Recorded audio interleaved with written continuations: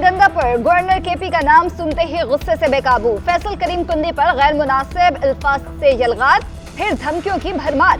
Media से गुफ्तगू में अली अमीन गंगापुर बोले, गवर्नर की हैसियत क्या है? फैसल करीम कुंडी को अभी गवर्नर हाउस से निकाल कर सड़क पर फेंक दूंगा। 9 मई का नाम लेने वाला गवर्नर कौन है? चुप करके ना बैठा तो खाना पीना और पेट्रोल बंद कर दूंगा। रिश्तेदारी भाड़ में जाए, मेरी किसी चोर बंदे से रिश्तेदारी नहीं। अली अमीन गंगापुर ने विफाक पर भी चढ़ाई कर दी। कहा, हम महाज आराई नहीं कर रहे, अपना हक मांग रहे हैं। ये हमारे सूबे का हक है, ये कटौती नहीं कर सकते। अगर कटौती बहाल नहीं कर सकते तो दमादम मस्त कलंदर के लिए तैयार हो जाएं।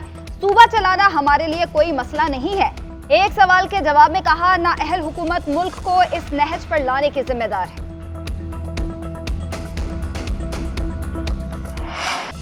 तौहीन अदालत केस में मुस्तफ़ा कमाल की फौरी मुआफ़ी की इस्तदा मुस्तरद। फैसल वावड़ा को जवाब पर नजरसानी के लिए 1 हफ्ते की मोहलत। सुप्रीम कोर्ट ने तौहीन आमेज मवाद नशर करने पर तमाम टीवी चैनल्स को नोटिस जारी कर दिए। अटॉर्नी जनरल ने मौक़िफ़ अपनाया कि टीवी चैनल्स ने अपना प्लेटफॉर्म मुहैया करना छोड़ दिया तो मामला ख़त्म हो जाएगा। 2 जजेस के बारे ऐसी बातें बोली गईं और टीवी चैनल्स ने नशर किया। तौहीन अदालत पर सज़ा के साथ 1 लाख रुपये जुर्माना है। अदालत में फैसल वावड़ा के वकील ने शो कॉज नोटिस जवाब के लिए मोहलत मांगी। आज की समाअत का हुक्मनामा जारी। अटॉर्नी जनरल को प्रेस कॉन्फ्रेंस के ट्रांसक्रिप्ट से तौहीन आमेज मवाद की निशानदही की हिदायत। हुक्मनामे में कहा गया कि तौहीन आमेज मवाद नशर करना भी तौहीन में आता है। टीवी चैनल्स 2 हफ्ते में बताएं उनके खिलाफ भी तौहीन अदालत की कार्रवाई क्यों ना की जाए।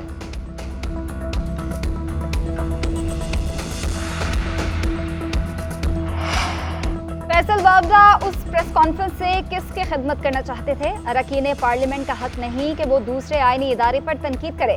कोई जज बेईमानी कर रहा है तो उसके खिलाफ रेफरेंस लेकर आए। हमने नहीं कहा कि हमारे फैसलों पर तनकीद ना करें। ऐसी गालम गलोच किसी और मुल्क में होती है? मुझे जितनी गालियां पड़ी हैं शायद किसी को ना पड़ी हो। कभी अपनी जात पर नोटिस नहीं लिया। कुछ लोग समझते हैं कि अदलिया को गाली देकर मर्जी के फैसले ले लेंगे। चीफ जस्टिस काजी फाइज ईसा के रिमार्क्स। कहा, क्या हमें एक दूसरे से लड़ने के लिए बिठाया है? लोग बड़ी बड़ी ट्वीट्स कर जाते हैं, जो करना है करें, बस झूठ तो ना बोलें। मुआफी की गुंजाइश दीन इस्लाम में कत्ल पर भी है, मगर पहले एतराफ जुर्म लाजिम है। मैंने चीफ जस्टिस और उनके बेंच की हमेशा इज्जत की है। अदलिया के एहतराम में सुप्रीम कोर्ट में पेश हुआ।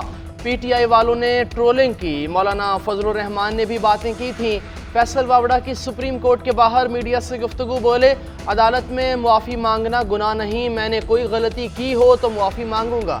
अदलिया के वकार को 140वें नंबर से पहले पर देखना चाहता हूँ। मुस्तफ़ा कमाल बोले, वकील से पूछा गया कि इस तमाम मामले में कोई तौहीन देखते हैं तो उन्होंने राय दी कि कोई तौहीन नहीं। फिर भी अदालत को किसी बात पर नागवारी हुई तो इस पर मुआफ़ी मांग ली है।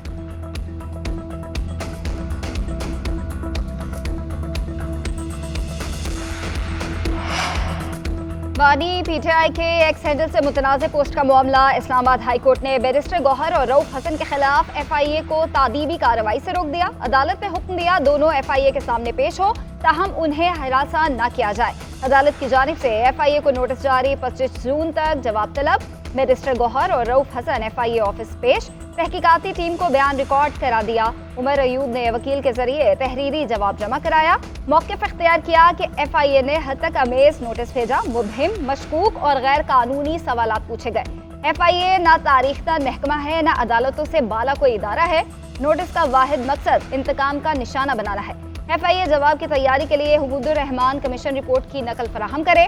उमर अयूब का नोटिस का मामला पार्लियामान में उठाने और अदालत में चैलेंज करने का भी ऐलान।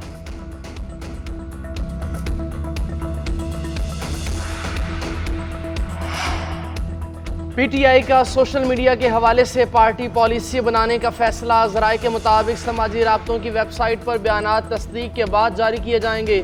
सोशल मीडिया पॉलिसी की मंजूरी रवां हफ्ते बानी चेयरमैन से ली जाएगी। बैरिस्टर गौहर कहते हैं, कल सुप्रीम कोर्ट में मखसूस नशिस्तों का केस है। कोशिश है बानी पीटीआई से मुलाकात हो जाए। हमुदुर रहमान कमीशन की रिपोर्ट 2011 में डीक्लासिफाइड हो चुकी थी। एफआईए ने दोबारा बुलाया, तब भी आएंगे। जिस जमात ने इलेक्शन जीता है, नशिस्तें उसी को मिलनी चाहिए।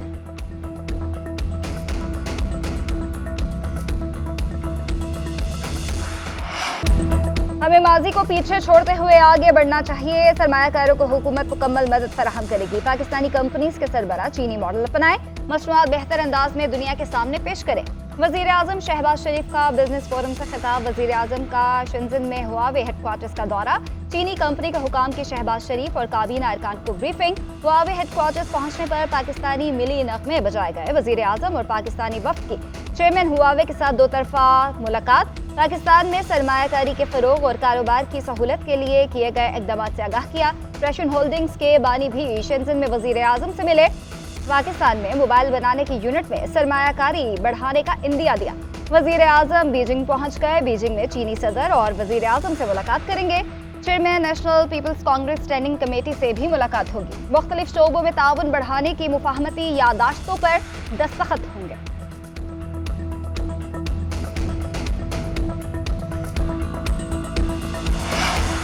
ट्रांसफर पोस्टिंग की सियासत बंद होनी चाहिए। मेरिट पर अफसर तैनात किए जाएं। हमारा महकमा इत्तलात अपने मसाइल के हल पर बात करे। महकमा इत्तलात बानी पीटीआई के बारे में बात करना छोड़ दे। बानी पीटीआई मकाफाते अमल भुगत रहे हैं। पाकिस्तान की अवाम नफरत की सियासत में दिलचस्पी नहीं रखते। जब तक हकीकी जमहूरी मौक़िफ़ नहीं अपनाएंगे नुकसान होता रहेगा। करप्शन को बहाना बनाकर सियासतदानों की किरदार कुशी की जाती है। Chairman people's party Bilawal Bhutto का पार्लिमानी पार्टी के इजलास से खिताब। बोले, कुछ MPs की रिपोर्ट मायूस कुन है। वज़रा के साथ सख्ती करना पड़ेगी ताकि काम बेहतर हो। अफसरों की कारकर्दगी हुकूमत की बदनामी का सबब बने तो अरकान असम्बली एक्शन लें।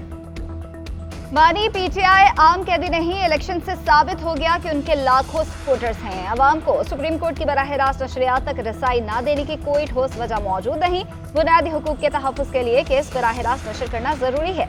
नैब तरमीम केस पहले भी बराह रास्त नशर हो चुका। जस्टिस अतन मिनल्ला का नैब तरमीम केस की नशरियात से मुतालिक इख्तलाफी नोट लिखा। ये तासुर है कि इस्टेब्लिशमेंट और अदलिया के गठजोड़ की वजह से मुंतखब अवामी नुमाइंदों से बदसलूकी की जाती रही है। सुप्रीम कोर्ट ने 4 दहाइयों बाद हाल ही में जुल्फ़िकार अली भुट्टो की नाइंसाफ़ी का तस्करा किया। हैरानी की बात है कि एक और साबिक वज़ीर आज़म के खिलाफ मुतादिद ट्रायल्स चल रहे हैं।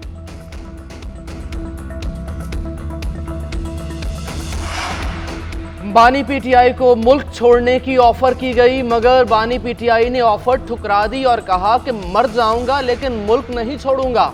सुकरात पर भी कौम को गुमराह करने का इल्ज़ाम लगा, लेकिन सजा देने वाला मिट्टी में मिल गया। बानी पीटीआई को सजा देने वालों का भी यही हाल होगा।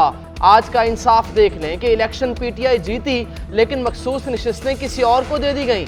साबिक सदर आरिफ अलवी का फैसलाबाद में वकला से खिताब। बोले, घर के मालिक से बात हो सकती है, बाहर ठेले वाले से कैसे कर लें। फॉर्म 47 वालों से ज़्यादा तो ठेले वाले की इज्जत है।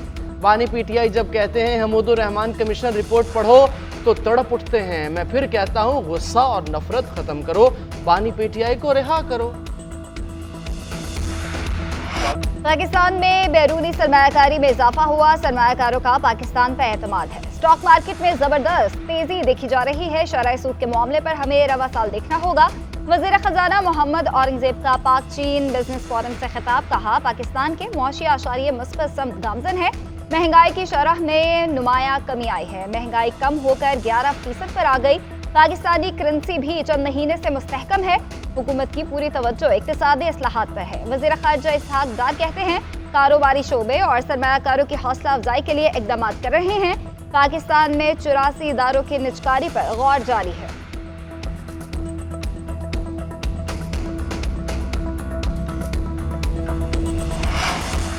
आइंदा वफाकी बजट में सरकारी मुलाजमीन की तनख्वाहें 15 से 20% बढ़ाने की तजवीज़। ब्यूरोक्रेसी की मोनेटाइजेशन पॉलिसी में 40,000 से 60,000 रुपये इजाफे का इम्कान।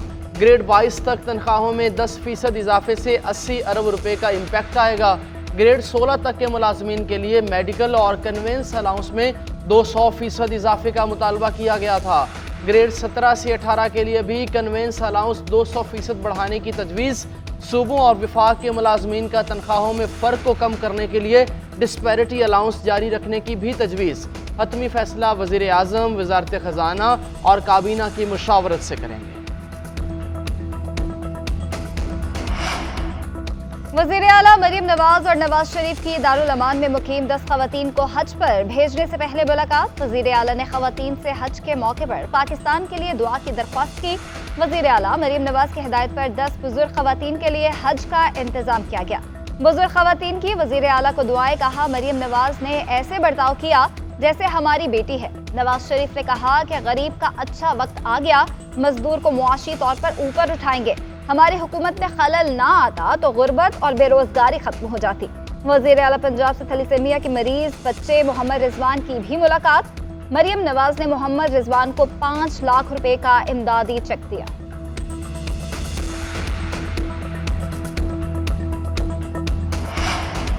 वज़ीर दाखिला मोहसिन नकवी की बैरून मुल्क दौरे के दौरान अहम मुलाकातें। रोम में इटालवी हम मनसब से मुलाकात। गैर कानूनी इमिग्रेशन और इंसानी स्मगलिंग, इस्तिदाद मनशियात और बॉर्डर सिक्योरिटी में ताउन पर गुफ्तगू। गैर कानूनी तारकीन वतन और इंसानी स्मगलिंग के खिलाफ मरबूत और मौसर लाहे अमल पर इत्तफाक। मोहसिन नकवी का इटली में कैद 42 पाकिस्तानी कैदियों की हवालगी का मुतालबा। कहा, स्मगलर्स और ड्रग माफिया के खिलाफ ज़ीरो टॉलरेंस की पॉलिसी है। वफाकी वज़ीर दाखिला मोहसिन नकवी ने इटालियन हम मनसब को पाकिस्तान के दौरे की दावत भी दी।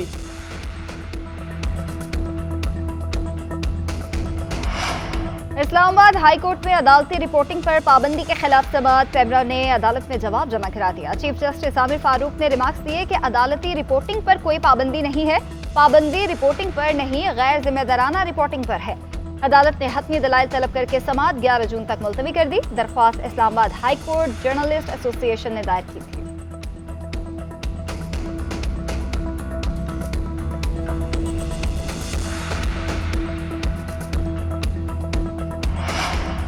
तहरीक इंसाफ के रहनुमा महमूद रशीद सर्जरी के बाद सर्विसेज हॉस्पिटल से दोबारा जेल मुंतकिल। लहले खाना ने कहा, महमूद रशीद को हॉस्पिटल से जबरी डिस्चार्ज करने की मजम्मत करते हैं। 2 दिन कबल अपेंडिक्स फटने पर सर्जरी हुई। शदीद गर्म मौसम में जेल में जख्म खराब होने का खदशा बढ़ गया। उधर तहरीक इंसाफ की असीर कारकुन सनम जावेद सरगोदा जेल से रिहा होते ही दोबारा गिरफ्तार। सनम जावेद और आलिया हमजा की इस्तिदाद दहशतगर्दी अदालत से जमानत मंजूर हुई थी।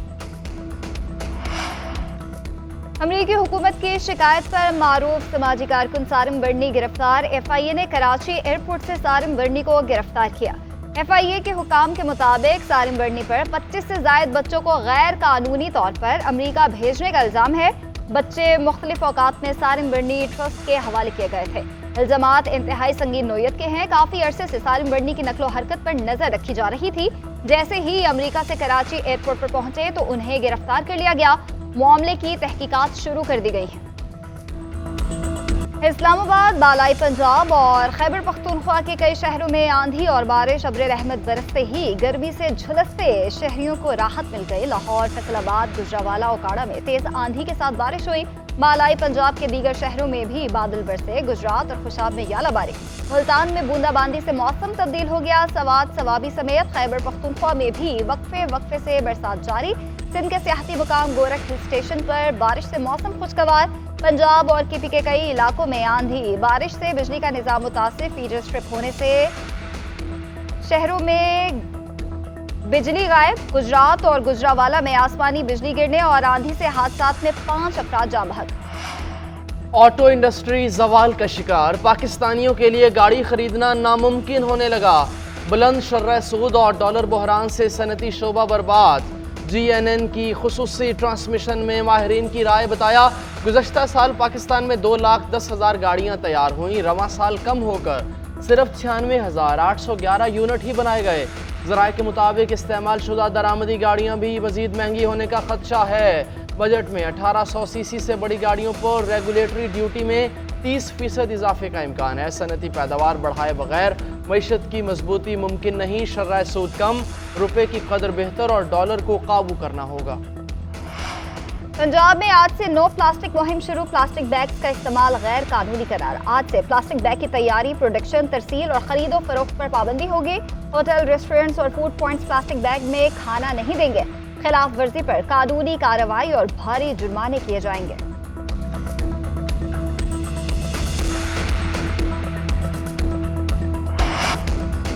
कराची में पीपल्स बस सर्विस के नए रूट्स शुरू करने का फैसला। मलीर और किमाड़ी के इलाकों में मुतअद्दिद नए स्टॉप्स पर बस सर्विस चलाई जाएगी। सीनियर सूबाई वजीर शर्जील मेमन की ज़ेर सदारत इजलास। पीर से हॉक्स बे ता सदर और मंगू पीर ता बनारस भी टेस्ट सर्विस शुरू की जाएगी। मलीर, लियारी, यूसुफ कोट और बल्दिया टाउन में पिंक बस सर्विस चलाने की भी तजवीज़। भारत में लोकसभा इंतखाबात के बाद हुकूमत साजी का मरहला आन पहुंचा। बीजेपी का इत्तेहादियों पर इन्हिसार। इलाकाई जमातों से राब्ते तेज कर दिए। नरेंद्र मोदी की किंग मेकर जमातों JDU और TDP के सरबराहान के साथ बड़ी बैठक। हुकूमत की तश्कील के लिए नेहरू और नीतीश कुमार से तहरीरी तौर पर हिमायत मांग ली। उधर नरेंद्र मोदी वजारत उज़्मा से मुस्ताफी। लोकसभा तहलील करने के लिए सिफारिशी खत भी सदर को पेश कर दिया। नरेंद्र मोदी हफ्ते को वजीर आजम के ओहदे का हलफ उठाएंगे।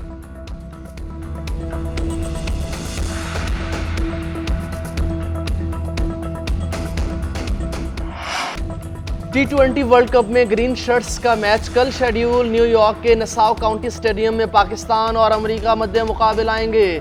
नामवर कौमी खिलाड़ियों का टीम ग्रीन के लिए नेक ख्वाहिशात का इजहार। स्क्वाश लेजेंड जहांगीर खान ने कहा कि उम्मीद है टीम हमें अच्छी खबर सुनाएगी। इस्लाहुद्दीन पाकिस्तान के मेगा इवेंट की ट्रॉफी उठाने की पुरुम्मीद। समीउल्लाह ने खिलाड़ियों को दिल से खेलने का मशवरा दे दिया। टेनिस स्टार आसामुल हक, कोहपेमा शहरोज काशिफ और फुटबॉलर हाजरा खान को कौमी टीम की जीत का यकीन।